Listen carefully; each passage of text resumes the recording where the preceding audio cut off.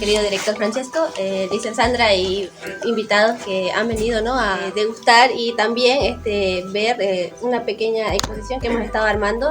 Nosotros somos de la carrera de nutrición de segundo año y en esta oportunidad la temática es gastronomía básica, ¿no?, en la que vamos a hablar de diferentes platos, tanto tradicionales de aquí de la región, ¿no?, del Chaco, también platos nacionales, como no, para conocer la gastronomía de los diversos departamentos del país, y también vamos a explicarles, ¿no?, acerca de los diferentes tipos de horneados que nosotros hemos preparado. Todo lo que ven aquí ha sido preparado 100% con la mano de mis compañeros aquí, ¿no?, y esperamos que pueda ser de su agrado y que puedan disfrutar, ¿no?, todo lo que hemos preparado.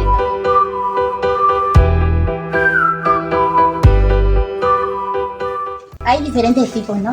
Buenas tardes a todos. Diferentes tipos de gastronomía, ¿no? Está la gastronomía nacional, la gastronomía gourmet, la gastronomía vegana. Y el budín hemos hecho de zapallo, es con lo que uno teníamos, ¿no?, y lo que hay en la región. Una estructura adecuada, tenemos que tener materiales adecuados. Cuando hablamos de inocuidad alimentaria, nosotros nos referimos cómo llega el producto al consumidor para que el consumidor no tenga ningún problema digestivo, ¿no?